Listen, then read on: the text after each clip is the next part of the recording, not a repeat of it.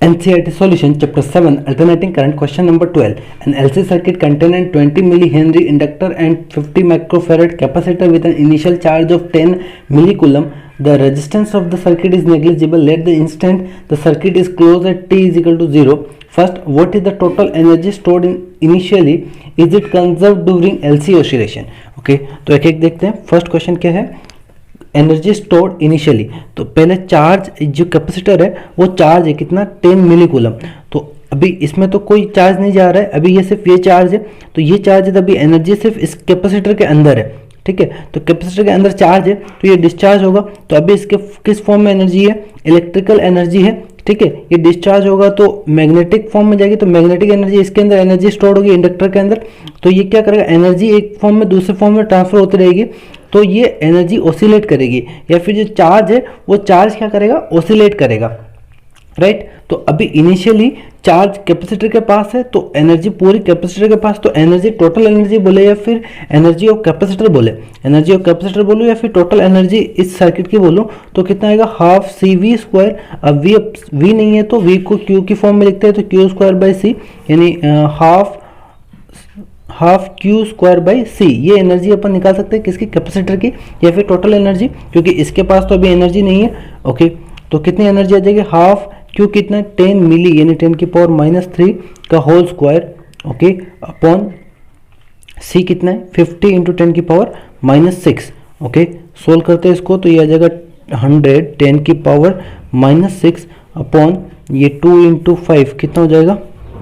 10, यानी 0 1 0 10 की पावर -6. 10 की पावर -6 माइनस कैंसिल, 100 कैंसिल. तो 1 जूल एनर्जी स्टोर होगी इनिशियली पूरे सर्किट में, बोल सकते हैं, या फिर कैपेसिटर में इतनी एनर्जी है. ओके, नेक्स्ट इसके अंदर और क्या पूछेगा?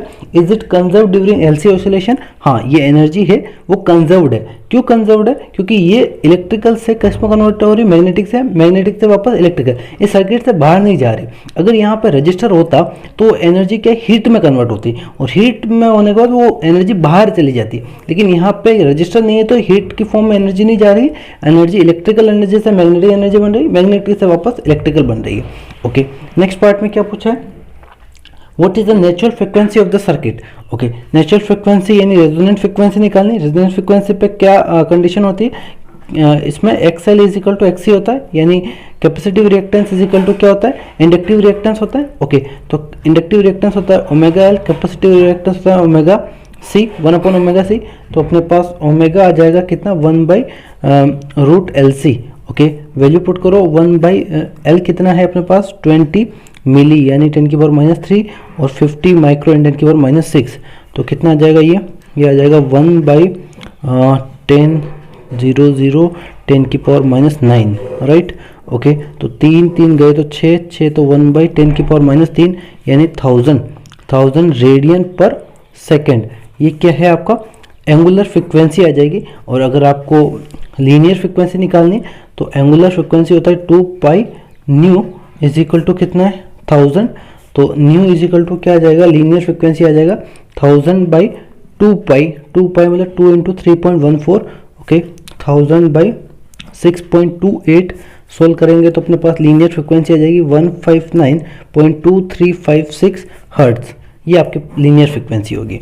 ओके, नेक्स्ट पार्ट में क्या पूछा है? सी पार्ट में at what time is the total energy at what time is the energy stored completely electrical and completely magnetic.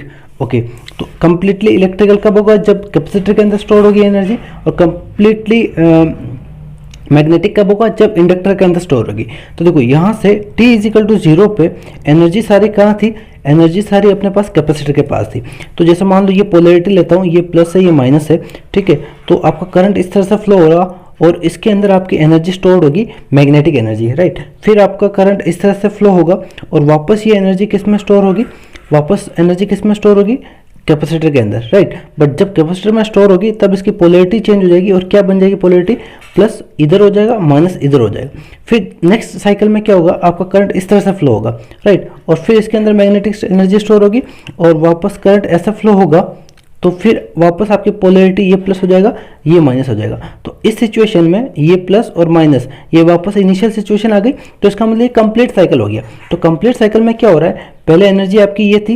Right. फिर आपकी एनर्जी इसमें मैग्नेटिक में कन्वर्ट हुई, फिर वापस एनर्जी इलेक्ट्रिकल में कन्वर्ट हुई, फिर वापस इलेक्ट्रिकल में कन्वर्ट, पहले इलेक्ट्रिकल थी फिर मैग्नेटिक में कन्वर्ट हुई, फिर वापस इलेक्ट्रिकल, फिर वापस मैग्नेटिक और फिर वापस इलेक्ट्रिकल आ जाएगा, तो आपका साइकिल कंप्लीट हो जाएगा। तो T0 पे आपकी क्या थी, इलेक्ट्रिकल थी, यानी इस पूरे को 4 पार्ट में डिवाइड करना है। T0 पे आपकी इलेक्ट्रिकल थी, T/4 पे आपकी क्या है, मैग्नेटिक एनर्जी, फिर वापस T/2 पे आपकी इलेक्ट्रिकल एनर्जी, फिर 3T/4 मैग्नेटिक एनर्जी, फिर वापस T के ऊपर आपकी क्या आ जाएगी, इलेक्ट्रिकल एनर्जी, यानी साइकिल कंप्लीट हो गया। ऐसे ही अपन T/4 यहाँ ऐड करते रहेंगे और यहाँ पर T/4 ऐड करते रहेंगे, तो अपना आ जाएगा कि कैसे एनर्जी वेरी कर रहा है। ओके, तो फर्स्ट क्या बोला है, कंप्लीटली इलेक्ट्रिकल, तो कंप्लीटली इलेक्ट्रिकल कब होगा, T = 0 पे होगा, T/2 पे होगा और T पे होगा, और कब, वापस T + T/2 करो, T + T/2 कितना आ जाएगा, 3T/2, राइट, वापस T/2 करो तो 2T। इस तरह से अपन बोल सकते हैं इलेक्ट्रिकल एनर्जी। और T की वैल्यू क्या है, T की वैल्यू निकालना है तो T = क्या है, टाइम क्या होता है, 1/फ्रीक्वेंसी। ओके, फ्रीक्वेंसी कितना है अपने पास, फ्रीक्वेंसी है फ्रीक्वेंसी 1/159.2356, राइट।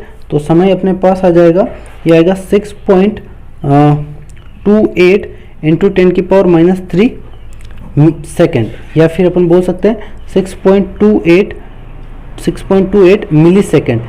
ये आपका टाइम पीरियड है चार्ज का ऑसिलेशन या फिर एनर्जी के ऑसिलेशन का, ठीक है।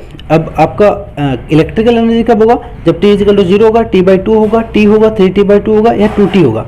ओके, नेक्स्ट क्या है, ये तो फर्स्ट पार्ट हो गया इलेक्ट्रिकल। और मैग्नेटिक की बात करें तो मैग्नेटिक आपका होगा T/4 पे होगा, 3T/4 पे होगा, इस तरह से अपन बोल सकते हैं। ओके, नेक्स्ट क्वेश्चन क्या है, D question, at what time is the total energy shared equal between the inductor and the capacitor। Okay, तो एनर्जी वो कौन सा टाइम है जब एनर्जी दोनों के अंदर इक्वल हो, यानी T0 और T/4, T0 में इलेक्ट्रिकल एनर्जी और T/4 में क्या, मैग्नेटिक एनर्जी, यानी इन दोनों के बीच वाले टाइम पे एनर्जी क्या होगी, हाफ इलेक्ट्रिकल होगी हाफ मैग्नेटिक होगी, राइट। अब बीच वाला टाइम ही कैसे होगा वो अपन देखते हैं। देखो यहाँ पे हमें क्या बोल रखा है कि जो एनर्जी है वो हाफ होना चाहिए टोटल का, ठीक है। दोनों आधा किस में होना चाहिए, इलेक्ट्रिकल, और आधा किस में होना चाहिए, मैग्नेटिक। तो देखो इलेक्ट्रिकल का मेरे को फॉर्मूला पता है, ½ Q²/C²। तो मान लेता हूँ कि यहाँ पे जो आपका पिक चार्ज है, टोटल चार्ज, वो Q0 है, ठीक है। ओके, और चार्ज का वेरिएशन अपन कैसे लिख सकते हैं, Q = Q0 sin ωt। Charge का वेरिएशन ऐसा ही लिख सकते हैं क्योंकि यहाँ पे AC सर्किट है। ओके, तो यहाँ पे देखो चार्ज एनर्जी क्या बोल रहा है, इलेक्ट्रिकल आधा हो जाए तो इलेक्ट्रिकल एनर्जी ½ Q²/C होता है, ठीक है। अब ये क्या हो, हाफ हो किसका, मैक्सिमम का। मैक्सिमम चार्ज कितना है, Q0, तो हाफ हो किसका, मैक्सिमम का। मैक्सिमम है Q0, मैक्सिमम मैं ½ ऑफ मैक्सिमम लिख देता हूँ, Q²/C। ये आपका मैक्सिमम इलेक्ट्रिकल एनर्जी है, इसका हाफ करना है अपने को, ठीक है। ये एनर्जी कब स्टोर होगा ये अपने को फाइंड करना है, ठीक है। तो यहाँ से मैं Q फाइंड कर लेता हूँ, half cancel out, C cancel out, तो Q² = Q0² आ रहा है, यानी Q है आपका वो क्या है, Q0/√2 है, राइट। Q क्या है आपका, Q0/√2 है। ओके, तो इस Q की वैल्यू यहाँ पुट करो इस इक्वेशन में, चार्ज की इक्वेशन में, चार्ज के वेरिएशन की इक्वेशन में पुट करो तो क्या आएगा, ये Q0/√2 = Q0 sin ωt। तो देखो Q0 कैंसिल आउट, तो ωt sin ωt क्या है, 1/√2, तो ωt क्या आया 45, यानी π/4, राइट, π/4 आ गया।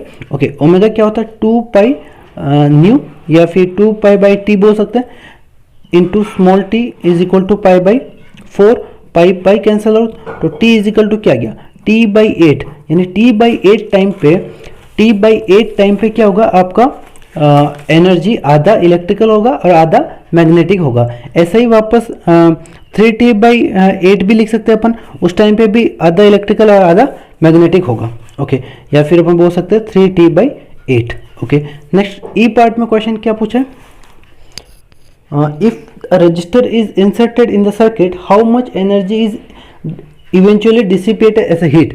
ओके, तो अपन ने बोला था कि अगर इसके अंदर रजिस्टर डाल देते हैं तो रजिस्टर होगा तो एनर्जी हीट के फॉर्म में जाएगी और बाहर निकल जाएगी सर्किट से। अभी क्या है, सर्किट के अंदर ही है, इलेक्ट्रिकल एनर्जी और मैग्नेटिक एनर्जी सर्किट के अंदर ही है और एक ऑसिलेट हो रही है, एक फॉर्म से दूसरे फॉर्म में ट्रांसफर हो रही है। लेकिन अगर यहाँ पे मैं रजिस्टर लगा देता हूँ तो वो एनर्जी क्या होगी, रजिस्टर में जाएगी एज अ हीट और हीट बाहर निकल जाएगी।